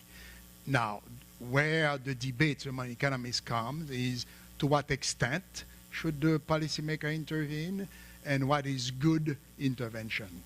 I start from that point is to say that, you see, the balance that you're talking about has to do with the innovators, right?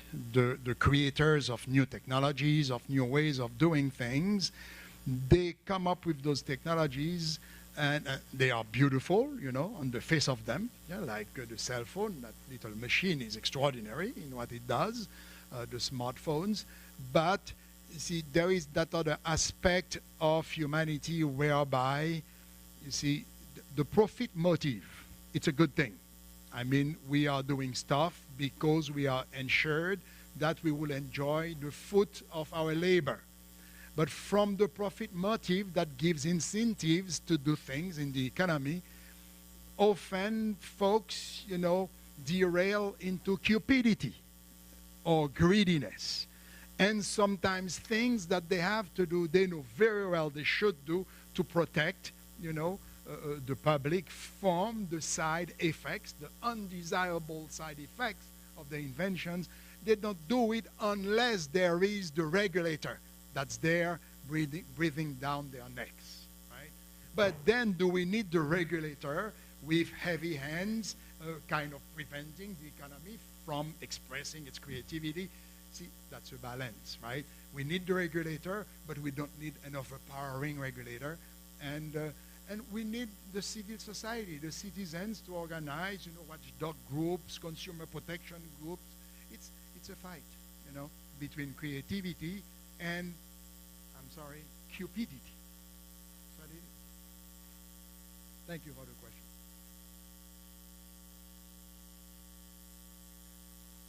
Okay, thank you very much, Mr. Anton.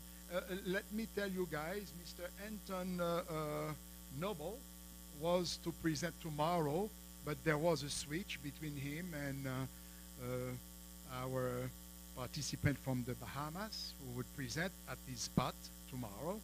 And now we're going to have two colleagues from the Central Bank of Haiti, Olivier Verrette and Gwendoline d'Auguste, who are going to present about financial market and fintech development. And they are what stands between you and lunch. So I guess I don't even need to check the time.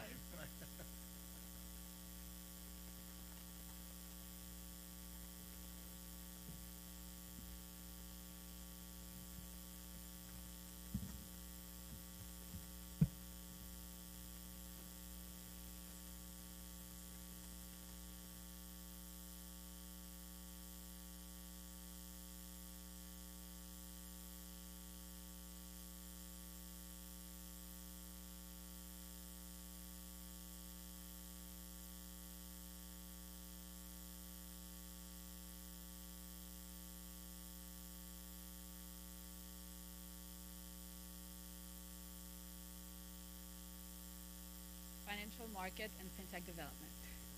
Along the years, the financial system in the Caribbean has been described as largely bank-based system. However, the recognition from the authorities that the banking sector is insufficient to meet the needs of development finance has unleashed a major era dedicated to the development and expansion of financial market.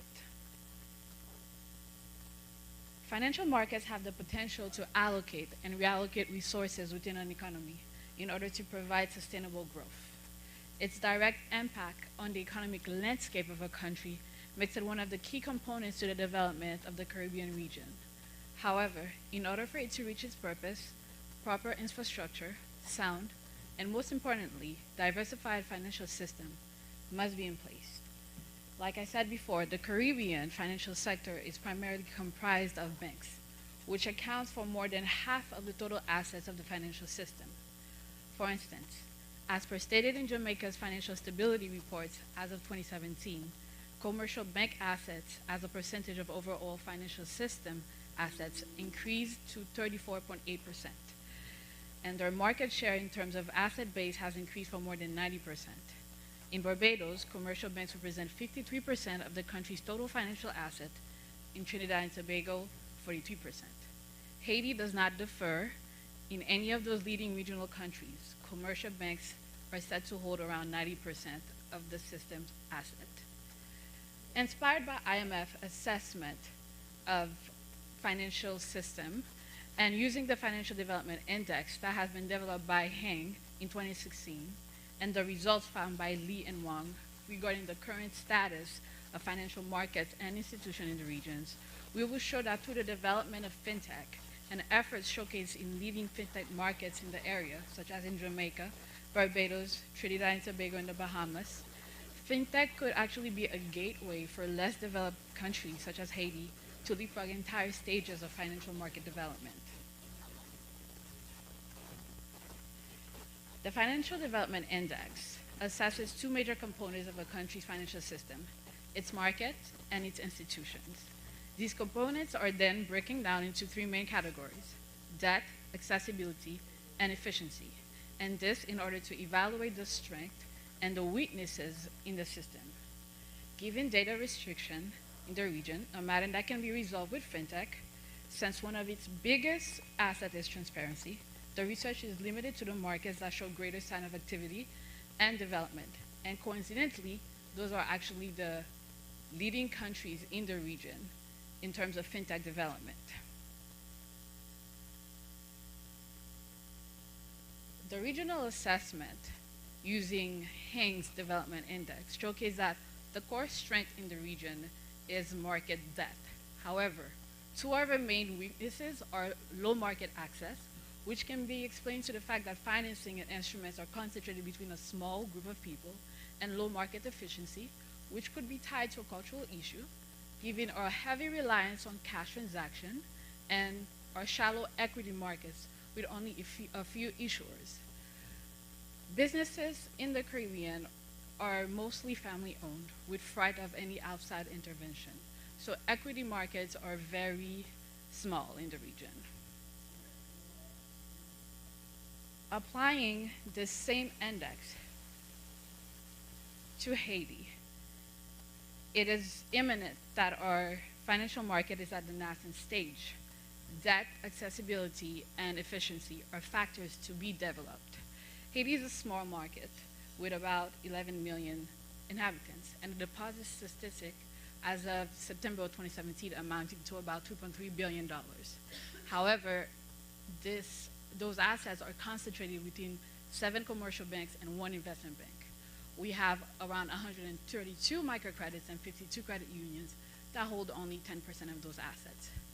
We do have a couple of financial instruments, such as the treasury bills and the central bank bonds, but they are only available to financial institutions. However, our central bank obligations that vary between 90 and 364 days are available to the general public. But, unfortunately, less than 20% of the population holds an account. And in order to access those central bank obligations, you need to have access to financial services. Only around 0.6% though of the bank population hold those obligation certificates.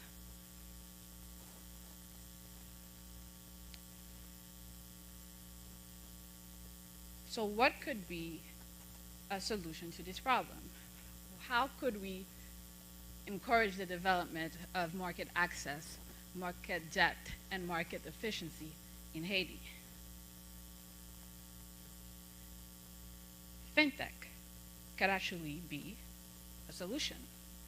A certitude that is found in most studies in the region's financial market is that the distribution costs for traditional financial services models are way too high. This old brick and mortar bank branch model that dominates our region is unable to reach many low-income people in the market, especially those living in rural and sparsely populated areas, far from any traditional financial branch. As a solution to this dilemma, technology, most precisely financial technology, could help in this factor. FinTech has the power to overcome those physical barriers impeding market access by opening new markets and including people located at the base of the pyramid. Moreover, access to capital is an ongoing obstacle for many entrepreneurs in the region. SMEs are undoubtedly the backbones of our economies. However, they are deemed too risky by the traditional financing institutions. They have difficulty in securing loans due to heavy cash flow and heavy collateral demands. FinTech can actually help in that as well through certain tools that have been developed, such as certain platforms that have been developed, such as crowdfunding, P2P lending, and even mobile banking. Crowdfunding is one of the biggest innovations with the ability to facilitate the growth of key sectors of the region's economy.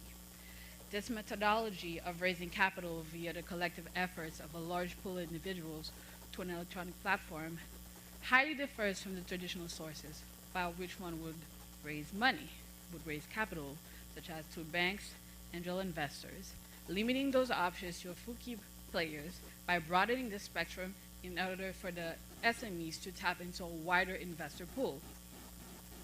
Depending on the size of your SME and the stage of growth of your company, you could access either donation-based model crowdfunding, a reward-based model crowdfunding, lending model, or equity model.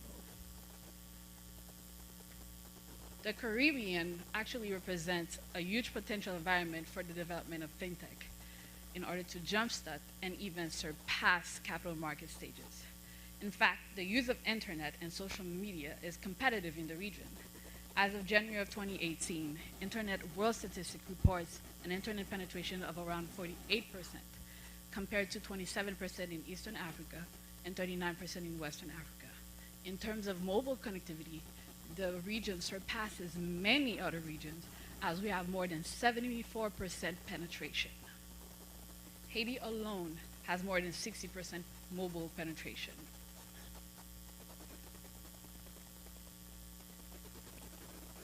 One prime example of crowdfunding in the region is Vision Funder. It has been able to revolutionize the market in Barbados, and Haiti could actually follow this footstep, given that we actually have two prominent crowdfunding platforms, Zafen and Haiti. More than 50% of banks' portfolios in Haiti are allocated towards 10 to 20% of its clientele. So platform platforms such as Zafen and Haiti are prime examples of how SMEs could actually not only tap into local capital market, but also international capital market. For instance, Zafen has recently partnered with Kiva, which is a leading international crowdfunding platform with a portfolio of over $1.21 billion. It is a prime opportunity for SMEs in Haiti to tap into this type of capital.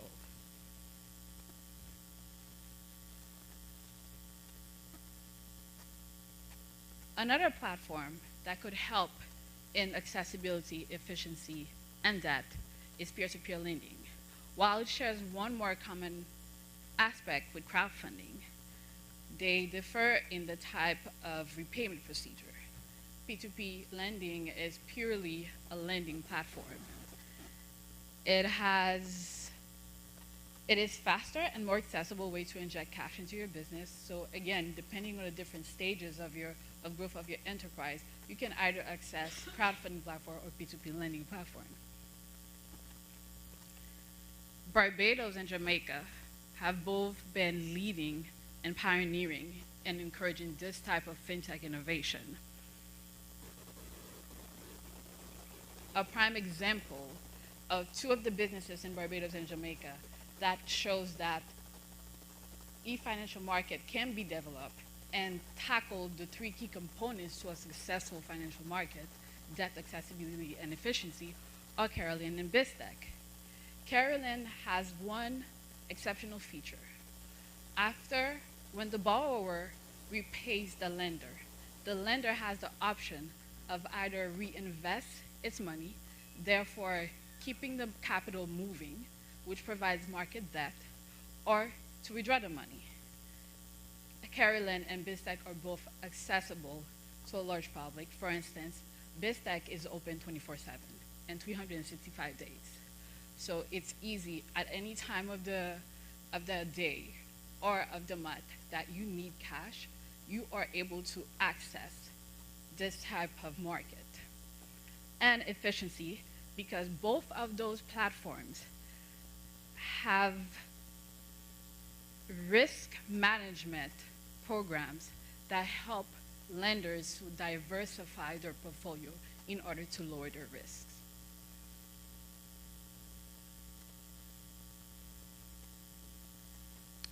Last but not least, another platform, fintech platform, that can actually help jumpstart stages in capital market development is mobile banking. Traditional banking methods have failed to provide to all the population of the Caribbean region reliable and efficient financial services. With its rigid policies and high costs, the traditional banking system is unable to meet the needs of certain segment of the population in the region. Mobile technology can serve as an alternative to potentially fill the banking void. And it has been a revolution in Haiti. After the earthquake, with the Haiti Mobile Money Initiative, co-founded by the Bill and Melinda Gates Foundation and the USAID, we were able to launch a new service, Mobile Cash. This initiative laid out the ground for the evolution of fintech in the country. And now we have different platforms such as Mocash and even Najancas, which is the National Bank of Credit that associated with Haiti Pay in order to provide another financial services to those who are in secluded areas and that do not have access to the traditional financial services.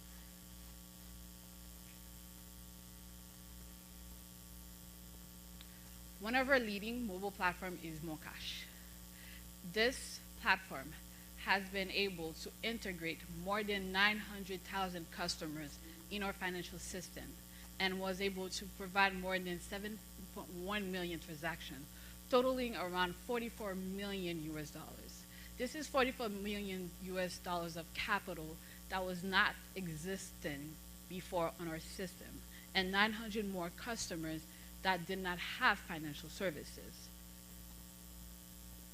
However, unfortunately, while we were able to register customers into the system and have more customers, it's a little bit harder to maintain them and have them active. And especially also in Jamaica, despite significant advances in financial technology, many Jamaicans also are very reluctant to use electronic payment. One of the reasons for this is actually skepticism. The fear of making transaction on these unconventional platforms, the fear of novelty is a problem. And how can we build that trust? We need to set up proper regulations that will stimulate that confidence and allow those innovative platforms to actually meet their purpose and allow more financial services and allow more development and more access to capital and more opportunities into the public. My colleague Louis Olivier will explore how proper regulation can actually incentivize the development of fintech in order for it to actually jumpstart capital market stages.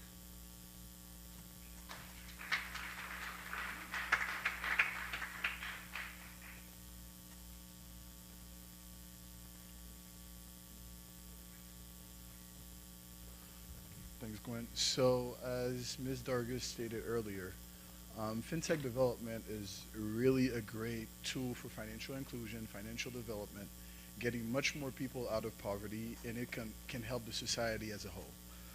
But there are some risks associated with it. There's that we cannot look past it. Whether we're talking about money laundering, financing illegal activities, or even other type of frauds that Dr. Como said about what cryptocurrency in general had. So that's why we should regulate all the new fintech development. It is very important that we know what's going on on these platforms and that we have a greater part of what's going on into the financial system, into these new products. And who should regulate it? It should be regulated by not only the central bank or the financial regulators, but it should also be regulated by the other parties that will be affected by the fintech movement overall. So now that we looked at who, why, and who should regulate it, we're going to look as to how we can regulate fintech development, because we need to put proper regulation so that we don't put barriers for fintech development, but we can encourage fintech development in Haiti and throughout the region also. So right now I'm going to show different type of regulation that could be implemented, and we're going to start there. So the first one is setting up innovation hubs. What are innovation hubs? Innovation hubs is a center where researchers and business experts on one hand and government and regulator on the other hand can come down and exchange knowledge on a specific industry matter. In this case, it would be fintech development. So what are the advantages? So for the fintech developers, they'll know exactly what the rules are, what laws and what they need to apply to implement their product into the system, and also it will facilitate innovation by supporting, advising, and guiding these new players. For regulators, it's to better understand how this company operates, and that we can, as regulators, implement laws and policies that will help these new companies. And for the market users, they'll have access to financial services much more easier, and they will be able to trust these services because it will be safer, because the regulators actually put a veto on it and a stamp to say that this is a good product to use. So what are the opportunities for innovation hubs? So right now we have in our jurisdictions existing platforms that are doing transfers, payment, or even short-term savings account. As a central bank, what can we do? What is our possible role by having an innovation hub? We can know what's going on and license these companies into our payment system or financial system, and we can ensure that they comply to AML, CFT, and KYC, and other compliances that we believe that would be good for these types of innovations.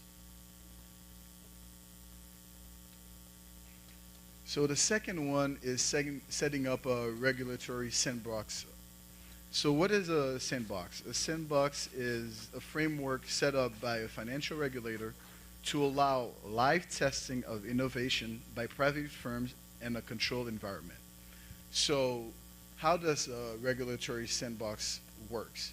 First, the central bank or regulator has to have a framework of it, a law behind it or policies, and then after that, the companies will come and live test their product so that the central bank knows real time what effect it could possibly have on either its payment system or IT system overall. So it's a methodology used by many countries. We have it in the US. The UK has one also. I believe that Kenya and Rwanda are also working towards setting up a regulatory sandbox. And the FCA, the Financial Conduct Authority, put out on its website how it works on its sandbox approach. First, it sets it up. The private firm innovators contact the FCA to live test its product. The FCA at this point put up the framework there. They live test it. It issues a report to this team so that they can comply to it. And if the team accept, the innovators accept the conclusion, they'll be able to come and access the payment system and enter the financial system overall. It's a really great process for the whole system overall. Why? Because it has numerous impacts, such as reducing the time and cost for getting innovation to the market. It reduces regulatory uncertainty because the regulator really knows what's going on or what's going to happen to some extent. It enables more product to be tested, and at the end, there'll be much more product coming out of the pipelines. And it allows regulators to work with innovators, and it will bring on board, it will boost the number of companies that can come into the financial system. Much more startups can come, and it can foster a better ecosystem for the financial services. So the last approach that I'm going to present today is one set up by the Central Bank of Kenya. And as we know, Kenya with M-Pesa, it was one of the few instances where they implemented a product, a fintech product, and it actually works until today. And Kenya is used by many for what M-Pesa is doing for fintech development. So what the Central Bank of Kenya did is that it set up a financial inclusion innovation team. This team is comprised of mainly people from the supervision department and the payment system department, but also people from legal and from IT, because they need to understand what's going on, what's going to happen, what's going on into these new fintech models. So what is the role of the FIIT, that team? It oversees the fintech company integrating the payment system. It's responsible for regulating these financial institutions into the Kenyan financial system. And it also establishes contact between the Central Bank of Kenya and the fintech company. And one of the most important part about this team is that it is not only left to either the payment system or supervision department, because the fintech company, these new companies, have so much behind it in terms of technology that either people from supervision and payment will not be fully able to understand. So that's why they need other type of departments that can actually come together to exchange ideas as to how we can encourage these companies. So what are some moves that we can do to foster environment for fintech development? First, we can have tax incentives, setting up incubators. Haiti did one with Alpha Haiti in 2018. We can provide technical and legal advice to these new companies. We can promote policies for fintechs, and I know that the SSC Bahamas is developing rules for crowdfunding. And we can encourage partnership between old players and new players, because if we can set up some type of partnership between the commercial banks and new fintech companies here in Haiti, it will be much better to let more people access financial services throughout Haiti. So, as me and Gwen, we want to share is that regulation of fintech is not only good for only access for more people to have access to financial services, but it can also be a tool used for either financial markets development and also financial inclusion. But as I'm leaving here today, as I'm concluding the presentation, one of the things that we could possibly do is, since we're here from numerous central banks, is to think about if we could set up a regional sandbox approach. Because there's one thing, one of the most important thing is that here in Haiti, we have some type of commercial activities, sometimes of fintech activities that aren't happening in Belize or the Bahamas or Jamaica. So if we could leverage on these, on your experience, have access to what's going on over there, so that we can leapfrog a lot of steps that you guys went through, and vice versa, it would be much better for us to develop the Caribbean as a whole in terms of fintech and access to financial services. Thank you very much.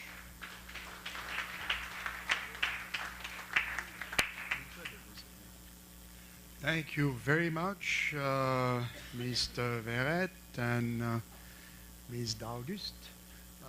Is there any question? We could take a couple of them. Yes, sir. Could I get some more information about Moncash? I'm particularly interested in knowing, well, how does it work, and how does it complement or compare to the traditional banking system in Haiti? Well, basically, Moncash, it's an association between a payment system and a commercial bank. So basically, we use a bank-led model, and that's what we're trying to. It is a good thing. However, it still limits the amount of penetration that we can have. It's a bank-led model. You still need a bank account inside of the bank, but you can do it with partnership between IT Pay, the communication company, and the commercial bank. You can still use it through your mobile phone. They have agents that are the intermediaries that allows you to have this type of connection and make the transactions easier. And just to add a little bit to your question, I think that tomorrow you will talk a little bit about Haiti and the fintech regarding the Moncash. And also, if you have more questions, I think that we have a representative of this local bank here, so you can still ask questions about in terms of adoption and transaction.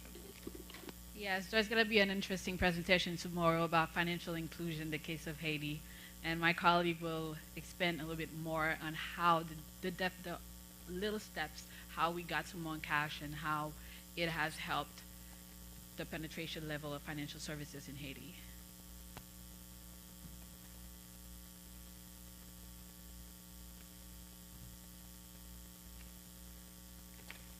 Okay, I'm taking it there are no more questions.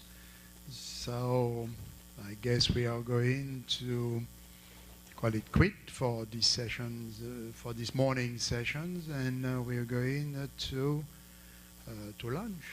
So is it the same one? Yeah, the same one. You had the break earlier today. The lunch will be there, and enjoy lunch. Don't eat too much, not to fall asleep this afternoon.